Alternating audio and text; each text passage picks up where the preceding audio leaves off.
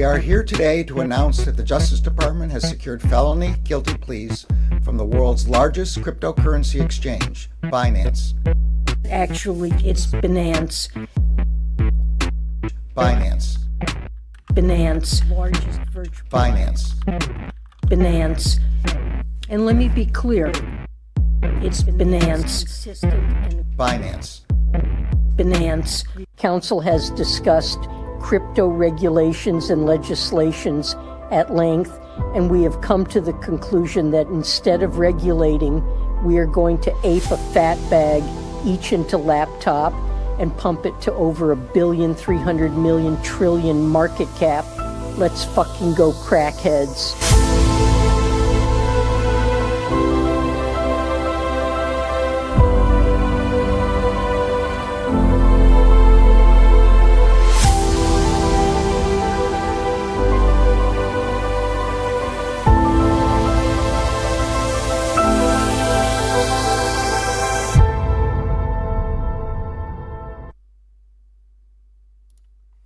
Good morning, everyone, and welcome back to another episode of the Crypto Morning Coffee. I got my coffee locked and loaded, ready to go, because we have to talk about Bitcoin and Bitcoin bills, right? That is one thing. Of course, we will have cheesy Michael Saylor price targets for the title, but we also have serious business going on regarding the Genius Act, regarding several crypto bills, and we're going to take a look at what is going on that note. But we are also going to look at some interesting things from the charts, where also regarding altcoins.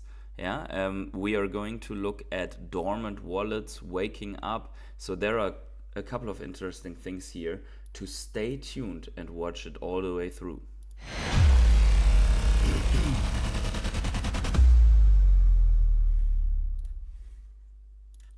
So good morning to each and every one of you. We have ourselves some massive volume here from yesterday's selling and buying.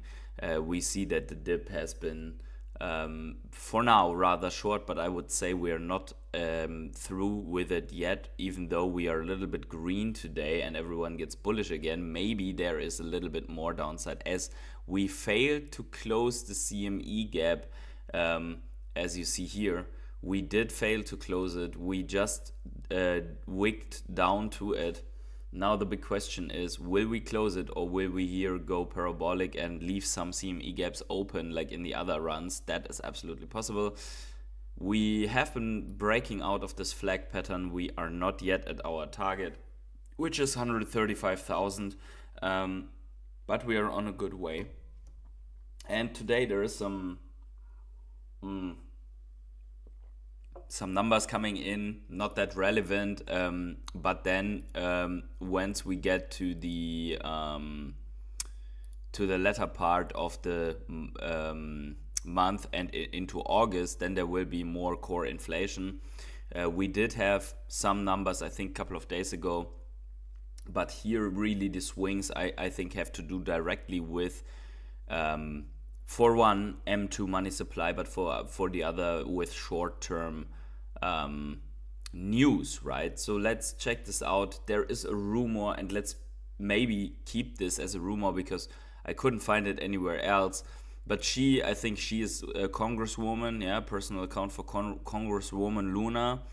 And then it says here, happening now, Fed Chair Jerome Powell firing is imminent, according to Congresswoman Real Anna Paulina, which is this one here, and she retweets it and says it confirmed, but I couldn't find it anywhere else. So the question is this confirmed? Is it not confirmed? How will the market react to this? Might be the first signal that easing is coming in, maybe not now, but in 1 or 2 months or 3 months, who knows, right? Then quick look into the world news. And here you see it. We don't see anything about Jerome Powell, but it should be page 1. There is a trade deal between the US and Indonesia. We see that chip giants have nice earnings. But what we also see is that crypto makes the front page almost every day now again. So here we see Trump says crypto regulation bills that failed to advance earlier now have the votes to move forward. This is interesting. Let's quickly look at this because there were some panic things going on, like Bitcoin and crypto bills just failed to pass the House vote in a procedural motion. The worst mistake ever. Now let's look at this quickly. It's not as bad, spoiler alert. Let's get the details from Emily Wilkins. Emily. Wait a second, that is way too low in volume. Why is this so? Can I adjust this? Let me see. On the phone, that was definitely better. Can I increase? It doesn't seem that I can here. Also not here. What the heck is going on? 1 second, guys. I think that is way too low for us to understand. If not, we can also skip this. Yeah, I really, it's everywhere on 100. Let's see if you can, let me know if you can hear it. Hey, Kelly. So yes, this House was just holding a procedural vote that would have then led to the vote on 3 different crypto bills, and that procedural vote has failed. Now, we should note, of course, here that that rule was not just on crypto bills. It was also going to set up a vote on funding for the Defense Department.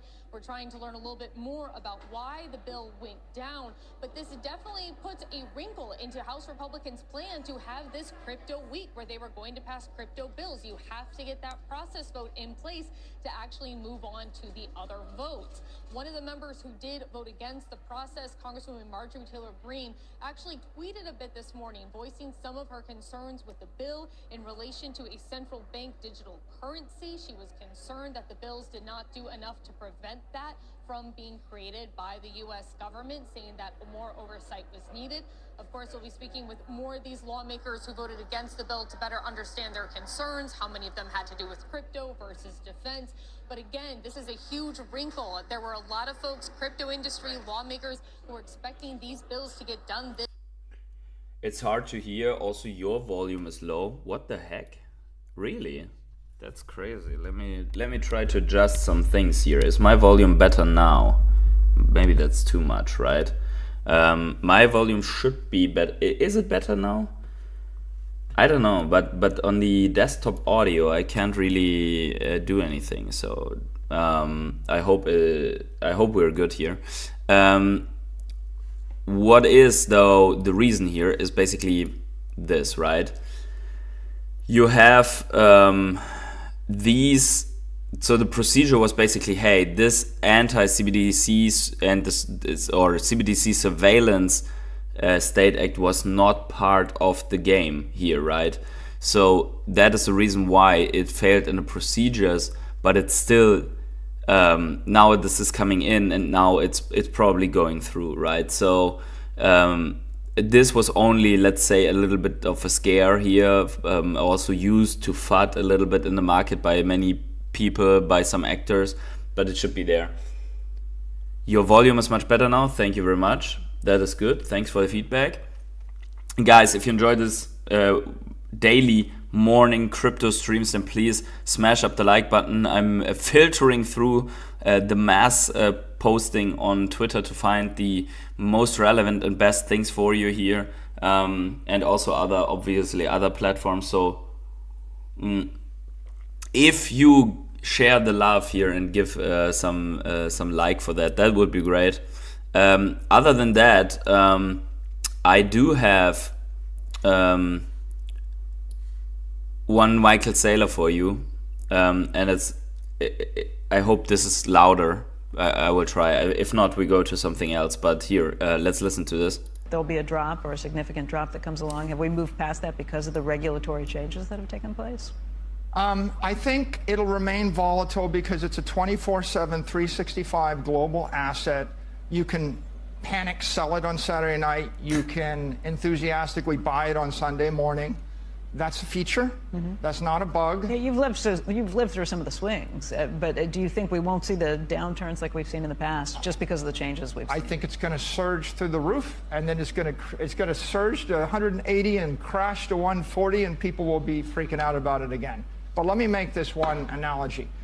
Volatility is like fire, and some people run away from the fire, but Henry Ford put the fire into. There'll be a drop or a significant. Okay, we didn't get to hear the big analogy, but I think so.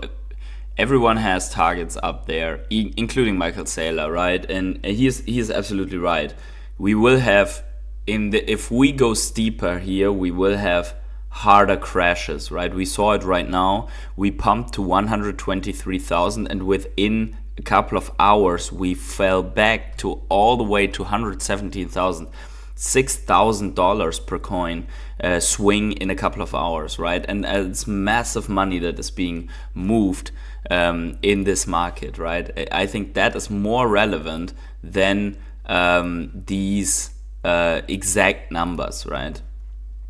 So that is important. And then if you think that at 120,000 or so you're late to this asset class, if you are maybe not a Bitcoin holder yet because you have been betting on altcoins or something like that, then I just wanted to show this. I showed this multiple times already on the stream, but right now in a let's say rather updated fashion here, we do have about $1,000 trillion of global assets everywhere, and Bitcoin of that is only 2 trillion, right? And the tendency is that assets are going to flow into Bitcoin as Bitcoin is outperforming and doing better than some of the others that are here, right? So money is guaranteed debasement. Still, there is $129 trillion around, people sitting in fiat, sitting in money, which is a little bit behind the chat here. So here you see it, right? And then 320 trillion sitting in bonds, which is basically also people think it's the least risky, but actually it's very risky because you're basically giving money to a government and you don't know if you will get it back unless it's one of the more stable governments. I mean, people have seen it in Greece where it was very close to, hey, you get not paid back, right? I think there were even cuts. And in other governments it's the same. So 320 trillion there, then there's 370 trillion in real estate. There is 135 trillion in equities, 27 trillion. By the way, the art, cars and collectibles market for all the people that are here and that are either invested or at least interested in VeVe or in other NFTs. It doesn't matter if it's only VeVe, right? Take the entire NFT space. That market is a $27 trillion market and growing, right? And then you have gold at 22 trillion right now. So that means if Bitcoin was to go where gold is, that would be an 11x. And that also over time, obviously, we are not going to jump to 22 trillion per Bitcoin, and then gold probably is growing at the same time in market cap. So yeah, you are looking at a tiny asset class that is even smaller, is still in market cap than some of the largest companies in the world. So how can one asset class be smaller than the largest some individual company, you know? So I think there is plenty of room, even if you would buy here, and then maybe you will be underwater on that investment for one or the other part in the bear market. But overall, the bet is from here to there, and it doesn't matter if this goes back to 1.5 trillion market cap, or if it goes to 4 and then back to 2 or whatever, right? It doesn't matter, but this just for perspective. So if we're talking about swings from 120,000 to 117,000 or something like that, this is invisible in market sizes like this. And then you have to consider that this is the current state, right? There is money being injected into the economies in the world to finance the next wave of growth, right? There is a multiple of debt to get X amount of growth, right? And then there is also the AI and technology boom coming up that we just don't know exactly how much this will impact the growth that we will have, how much deflationary momentum it will bring to the technology sector in terms of everything will get cheaper. But definitely it will bring massive profits to a lot of companies. And you can already see it. Like if you have a company, or you run a company, or managing a department, or working in a team or something like that, count how many hours you or your colleagues are saving just by using stuff like ChatGPT, which is just the let's say entry stage of using AI, right? How much time is being saved because you can draft I don't know, a proposal letter or something like that, where you were working a full day on. You can just get the outline, the full draft, and so on within a minute, right? You're shilling MK to the believer, man. We are looking at MK frequently. But anyways, yeah, this one, we are coming back to this, but quick shout out here to the rare hodlers of this channel, some of which are here in the chat. So let's go to the chat. Trucking Hank, good morning to you. Green Lantern, good to see you representing the rare hodlers today, and maybe some lurking in the shadows or driving, which is also fine. Please don't bring yourself into any danger here, but smash up the like button, guys, everyone, and then also consider subscribing to the rare hodler tier and sponsoring this channel a little bit. I would highly appreciate that. Otherwise, leave a like here. But I want to thank each and every one of you for supporting me, all the rare hodlers. Also, everyone else is coming to the chat. Rick Brommer, good morning to you. Then we have Divine the Thing, Awesomeness Redefined. Jasper Frank, hello to you as well. G-Flow, what do you think about MK? Think MK could do. So we are looking at MK here in a second, don't worry. Then we have Rick Brommer says Altcoin season loading. Sven says GM plus MK and chill. Yeah, so we're going to conclude here the main section, macro section in a bit. And for sure, everyone is like, hey, talk about altcoins, since altcoin season seems to be really loading right now. But I think it's important to have the bigger picture, right?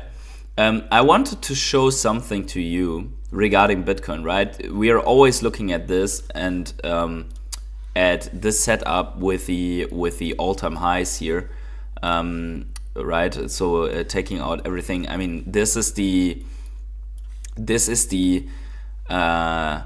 Bitcoin versus US dollar chart, right? And I mean, you see here the previous all-time highs where we were sky high. Who was here last cycle will remember how amazing this felt when we pumped up from all the way within a couple of months here from 28,000 these last 3 months, and altcoins firing, doing 10, 20x's, right?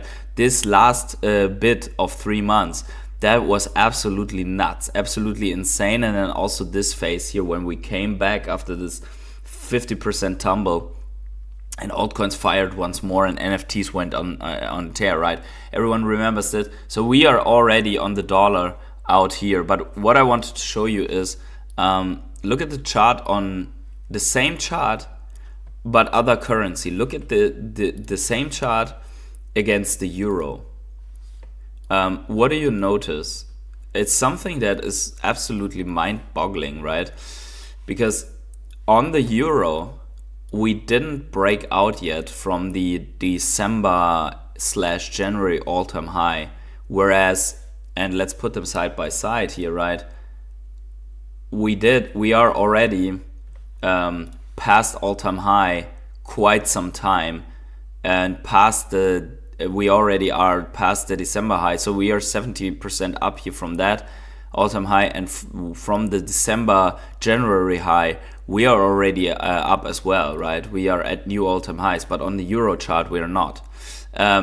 So that means that very likely, and this is why we are looking at the DXY, we have this the current breakout mostly driven by a dollar weakness against other currencies, right? Yo, Andre Omigeko, good to see you. Best greetings from Denmark. Greetings to Denmark. How is it over there? I hope the weather is great. So that's just an interesting fact. We are still going to go for all-time highs against the euro, right? That is one. And then the other one that I wanted to get into is Ethereum, right? And Ethereum, you know that I'm a fan of Ethereum versus BTC to check how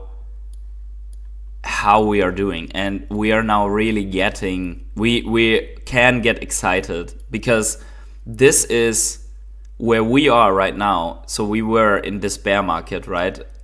For Ethereum, because Ethereum going down against BTC means it's better to be in BTC than Ethereum. But here it seems that we have a turnaround here, right? So you see this long multi-year support from 2019 and we just bounced off of it and we are going higher, going into a little bit lower time frames. We really can see it now. Now this is a confirm. We said it here when we were at this level. We would like to take out this so that we can have a confirmed higher low and higher high trajectory, and I think this is confirmed right now. I think it is. We are taking out this. 4 days to close the week. So, but still, we have higher highs here, and it seems that we are on the trajectory, and that is why everyone is getting so excited about the altcoins, right? If we look at ETH USDT, we also see it now significantly, right? I think we can get rid now of this midline. We did keep this midline in this larger pattern up here, this one, just for you to understand why I kept it, because it was major support throughout many months, and then we lost it, and now it seems that we have actively reclaimed it, Ethereum sticking around into 3,100, going to the upside, and now this part is irrelevant right now. Let's have this removed to see the bigger picture, right? And the bigger picture for Ethereum against the US dollar is these touch points here, right? And then we're coming up. And that is exactly what we predicted would be happening. And that is also what we need for the altcoin season to be effectively another 20% to go. And then it is decision time, right? Then it is decision time for if it will Ethereum, or maybe a little bit longer, right? If we wiggle around here, but will Ethereum break here to the upside? And I would say the chances are really good because we have knocked on wood so many times already here. The chances are really good that that Ethereum is going to do this breakout fairly soon. Maybe it's going to be in August, September, and then our target for the breakout would be 7,500 ish, which comes out. This is the log chart, right? But we did take the target on a non-logarithmic. But anyways, we are going to observe this very, very closely because we need this breakout for Ethereum to have the altcoin season going nuts, right? And then with that, looking at the total 2 and the projection for the total 2, we do look at the moment at this cup and handle pattern unfolding. It's very clean on the total 2, and Ethereum will drive this mainly, right? So yeah, we can look with excitement to altcoins, and I'm not going to touch any altcoins until we are breaking out here and flying for the total 2, total 3, and so on. So yeah, and now let's give ourselves the opportunity to look at some altcoins, really, right? Because we do have the altcoins on the week with an absolutely amazing green across the market. Very few altcoins that are red, like Pi. But we do have Pengu with 117%, massive pump, just doubled within a week.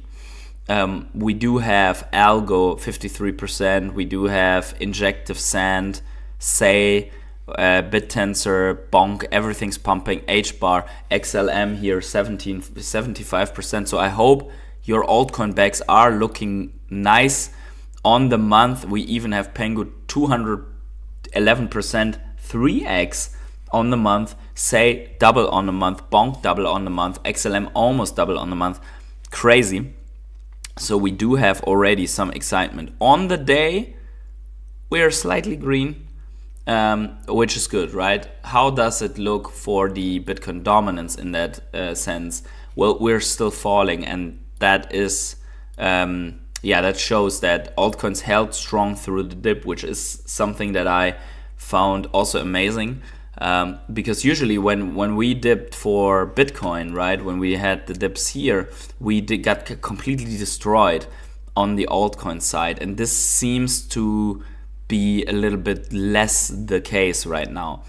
Now let's see here, falling out of that trend here is really good. Let's see how it goes. It's definitely not a straight line for the altcoins, and Bitcoin probably is going to fire and pump more. But it looks really, really good already. For altcoins, specific altcoins now, let's maybe start that out with Pengu. And this is this is nuts, right? And this might be a 5-wave move or so for Pengu, right? Where this is a 1 and a 2 and a 3 in the making, right? And we will see. We will see if that's the case. Really nice for Pengu. Let's look at MCATE directly, because everyone is excited about MCATE, and there's a good reason to be excited, right? Because we just do see the pump out of this. We do have ourselves from that momentarily local low. We were up 150. We are up 140% on MCATE, which is absolutely nice. It's really nice, but I think it's also only the beginning. You see this year, like these swings.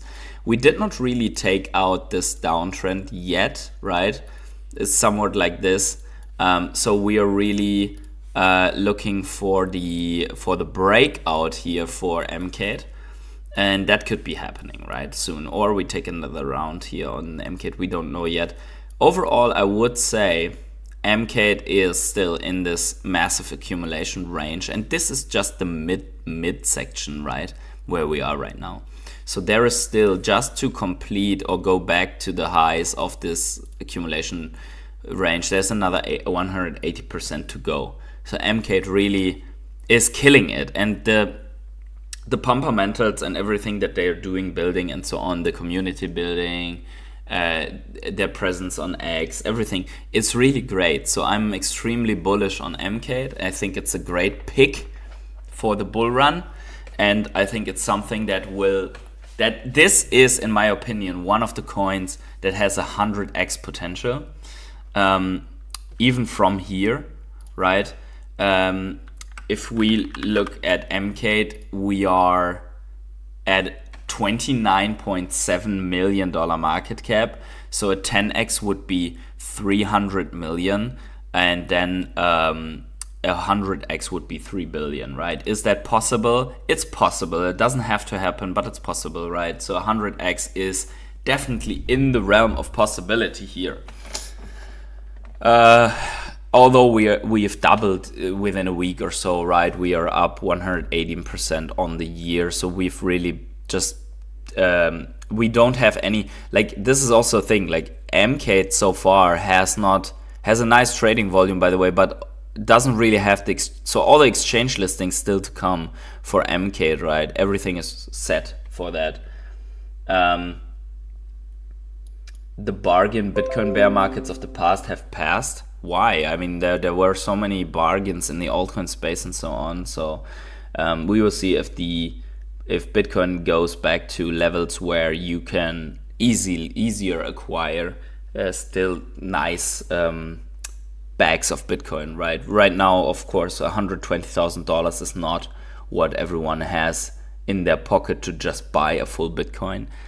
But I think the new goals right now to be given out are 0.1s, which is already $12,000, right?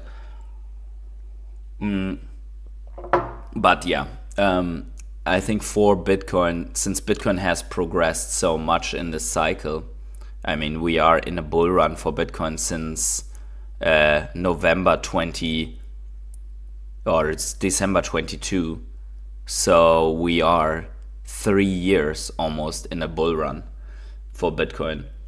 So of course, there's going to be an excitement phase that goes boop somewhere up here, and then there's going to be a bear market, in my opinion. At a low of 140k needs a bit more savings required. Depends on where we go ultimately for Bitcoin, I guess. But I would say that I don't think that the top is as high as people estimate. And therefore, I think that a bear market low is going to come in, I don't know, let's say Bitcoin bottoms at 75,000.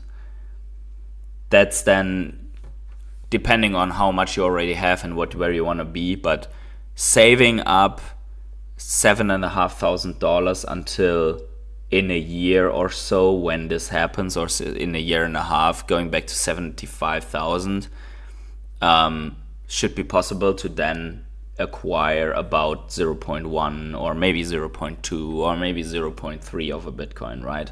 So for some people it will be those targets, right? For some people it's just something missing to complete a full Bitcoin. But yeah, so on the altcoins, I definitely see here MK is great. How is VeChain doing? Let's also check VeChain out. VeChain obviously having way more history, but also bouncing here nicely. It looks as if we are about to complete a double bottom. VeChain is way bigger than MK, so it's also harder to move. But still, I think that there will be a time where VeChain will perform tremendously. We did see a while ago, this was in November 24, we did see VeChain just do a 4x within a month from 2 cents to 8 cents. I'd say that this was just a teaser on what is going to happen to VeChain. We see that VeChain can move very, very hard in a very short time. In the last bull run, it did come out of a cup and handle, and once it broke out, it just did a 12x of this breaking point. We are now bouncing off of this breaking point as basically a support instead of resistance as before here. So I think that 20 cents should be in the realm of possibility, giving us a rough 10x from that bounce. That you see here, these are my take profit targets, 8, 20 cents and in between, obviously, and then as a moon boy target, 45 cents for VeChain, right? I think it's possible for projects like that. But that being VeChain, and then we have we also have our wildcard, our Ecomy token. Oh, sorry, that's OMI USDT, right? We have that as well. The volume is completely nuts on this one already.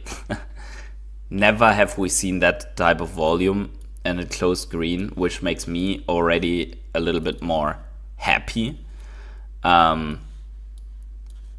So we are going, for Ecomy, we are going to observe this here. This downtrend is still ongoing, right? And that's basically where this wedge moves along.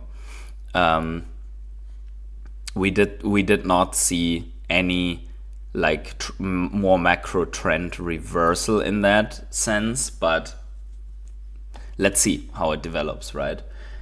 Omi is the last to move, so you will still see Omi creeping around when everything else fires 3x, 4x already.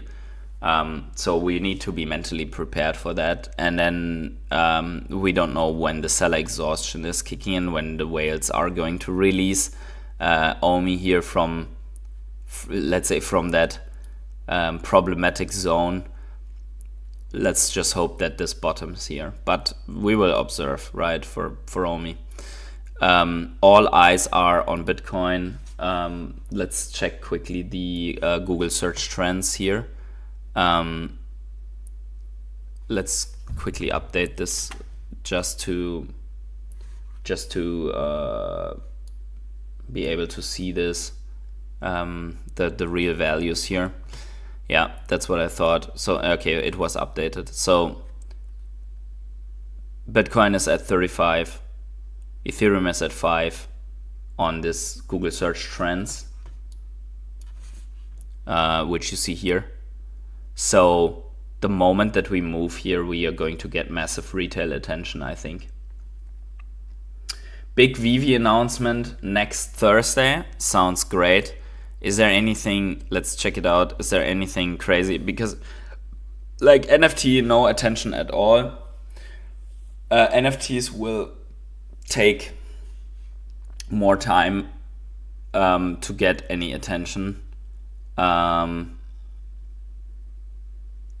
Let's take the yeah. So here's the M2 money flow again, but let's go to the VeVe channel quickly. VeVe channel, there we go.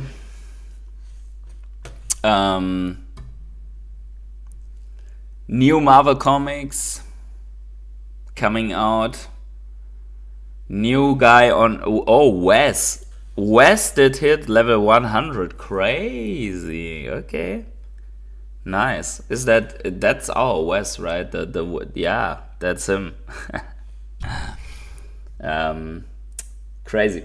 Good morning, Bernard Donaldson. Also good to see you guys. Let's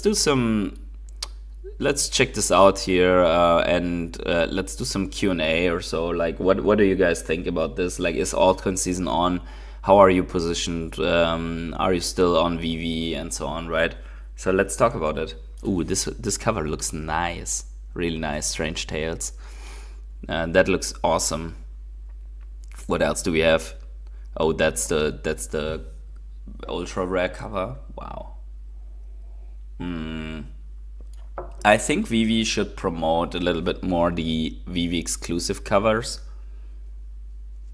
How exclusive these are. The Lion King. When is this dropping? Friday, July 18th. Okay, so they're dropping Lion King comic, and it's only available 30 days. Interesting. What is that? SDCC, San Diego Comic Con.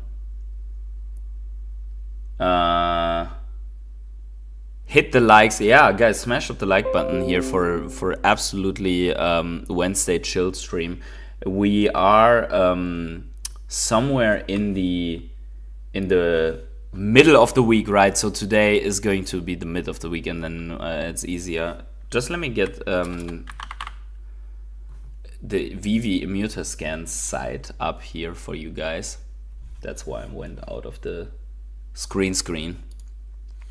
There we go. So we do have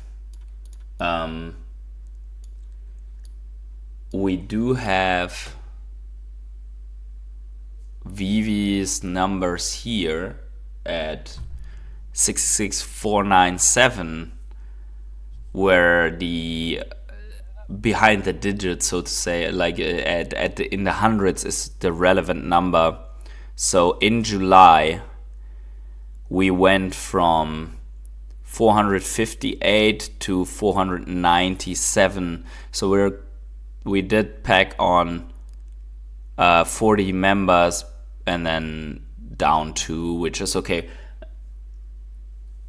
40 users on VeVe. That's good. I mean, it's good that the trend is to the upside, right? What happened here though? 367 to 425. June 5 must have been an interesting drop.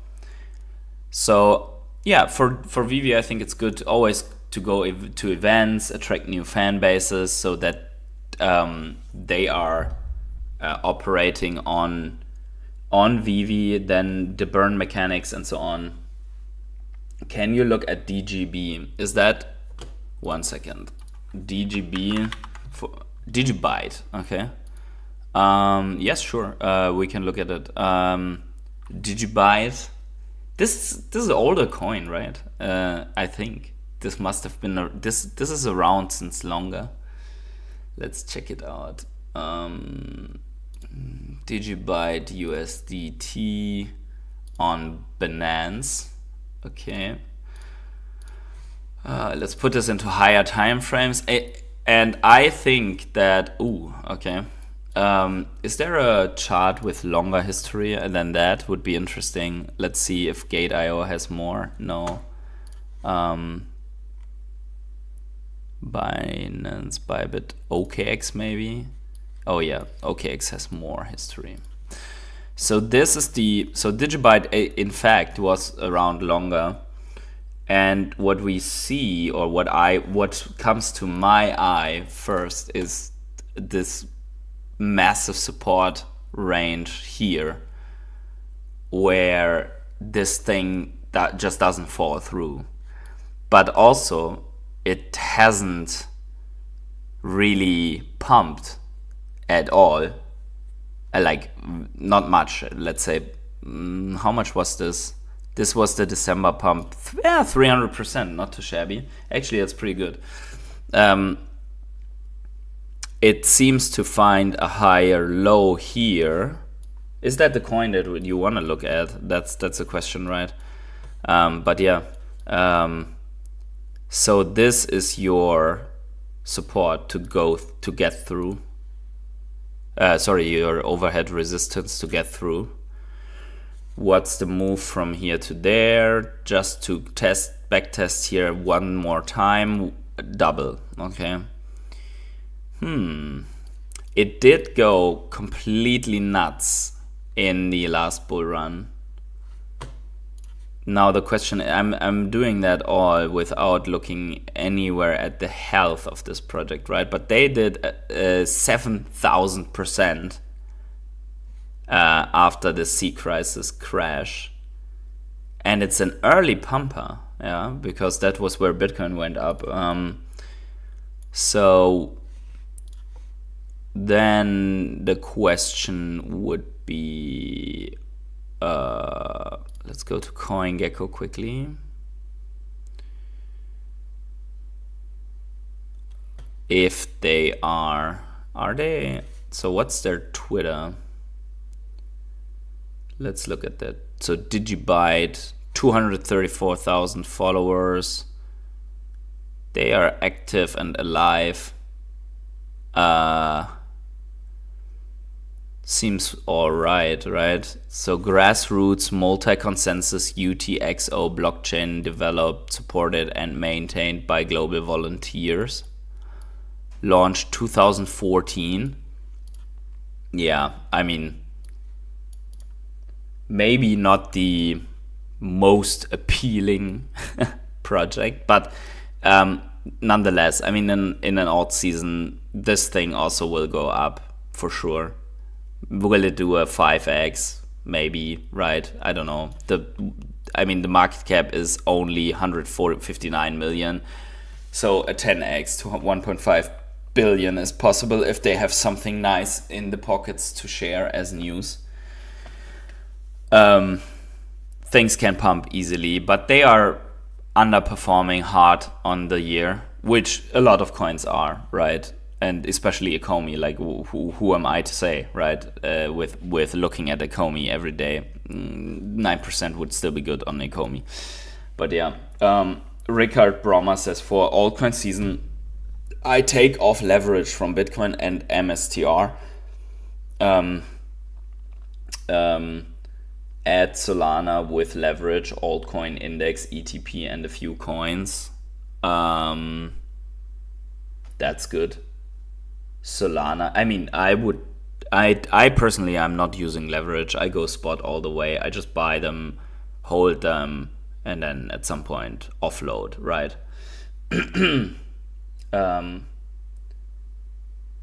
ETP, well, altcoin index, okay. ETP is the altcoin index apparently. Yeah, so in these brackets, right, you have a lot of coins that are just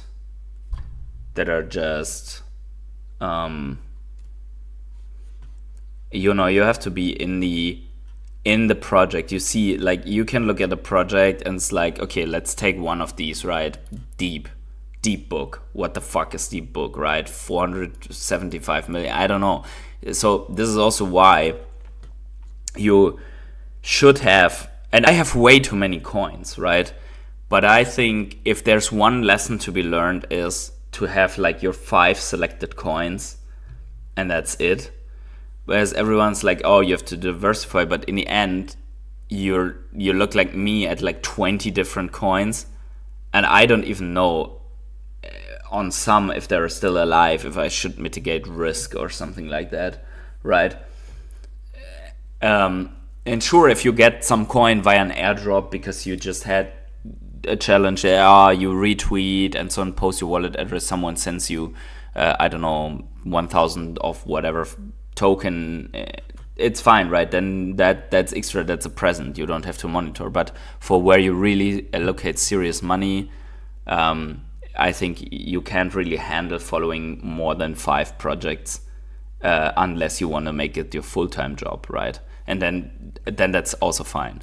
But I think every one of us probably is guilty of having too many coins in their portfolio because they just found something new and exciting, and then it's, oh, let's buy this is going to be the 100x thingy, right? So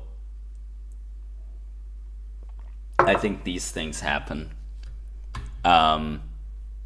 This one was, for example, one of the super hyped ones, and now it got a little bit more silent, DYDX. It's down 55% on the year, which is also not crazy, right? So this was hyped so much. I remember it was in the top 50 and it was or in the top 100, and it was moving like crazy at the time. This is a cool one, Pendle. I'm still looking. I don't have it because if I would buy it, then I have one more coin, but it's one of the coins that actually might be worth looking at. It's though 665 million, so probably it's more in the realm of, hey, you can get a nice 10, 15x out of this, but not more. You kind of have this, right, this down-ish trend here, and then big support on the downside. The cool thing is that this coin is one of the few coins where basically you get out of the revenues that they're making something back, right? But that's just one example. Then the gaming narrative, the AI narrative is super interesting to me. I'd say Render is still interesting. It's 2 billion, so I'd rather not bet on like super insane returns here. But also, I mean, of course it's possible that everything, like Ethereum doubles from here, then things like this go maybe 4x, and so this is what I would expect. I would not expect to go in any of the, and it's crazy that things like Sandbox are still almost $1 billion market cap, right? Because these things are really, really kind of dead, right? If you look at the Twitter of, let's see, Sandbox. The Sandbox. Or if you look at the live data or something like that, I mean, they're still posting and so on. They are live and they have 1 million followers. This is absolutely crazy. They're followed by Metacade, by the way. But anyways, yeah. So if you go to Sensor Tower, you can see that the daily users are ranging below what VeVe has, for example. And then, I mean, it's all fun and things, right, Sandbox? But on the other hand, let's see if they can get a renaissance or something like that. Get your share of 15,000 sand. The metaverse meets win-win auction. 200 people tuned in. I mean,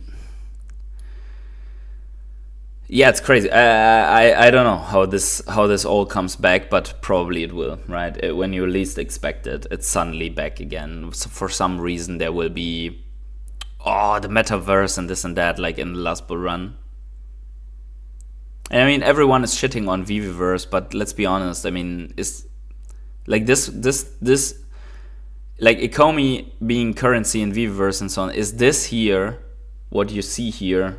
Wait a second, let's pull this up. Is this massively superior to the VeVeverse? And in this you don't have premium licensed collectibles or so, right? It's basically Minecraft on Metaverse somehow with pixelated graphics and so on. I mean, look at this. It gives you Minecraft vibes. Yes, I understand. And you can build some things. I think it's cool that this exists, right? But I don't understand that people can go bullish on this at a almost $1 billion market cap, but then hate on VeVe and Ecomy at the same time with their VeVeverse, that their VeVeverse is not good enough or something like that, right? Yeah, but I think stuff like this will still get a lot of attraction, right? As we see here. Interesting. Rick Bromer says, I normally hold 2 coins, Bitcoin and Solana, and use leverage. Bear market, I just hold my coin cold wallet. Okay, it's good strategy because you can really focus, right? Your focus is not spread too thin. Yeah, anyways, guys, this is going to be really, really interesting. We are going to go to very interesting times here. As Bitcoin is taking some form of breather, indicators are cooling off. We will see crypto bill, Genius Act, a market structure bill, and so on going through probably this week. And then we are going to go probably parabolic. Not a shill as I don't have any, but anyone heard of a low cap AI project called Kaiko? I heard that name already. Let me see. Kaiko. Kaito, I see here. Let's see if CoinGecko has anything here.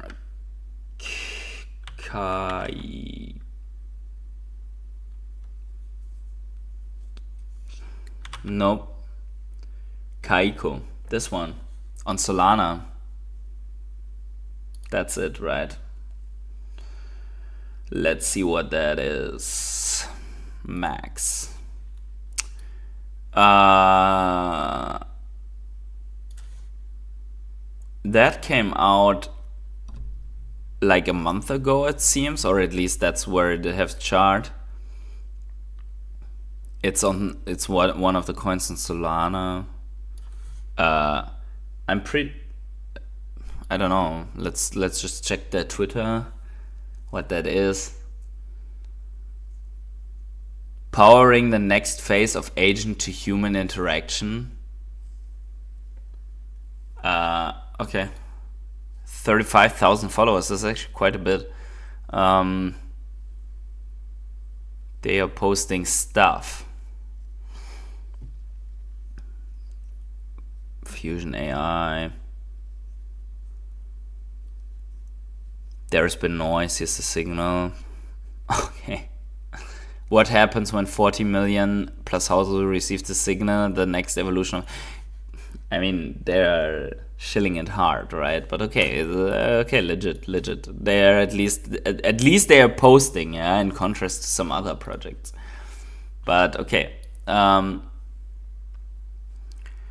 So, but they don't have that much.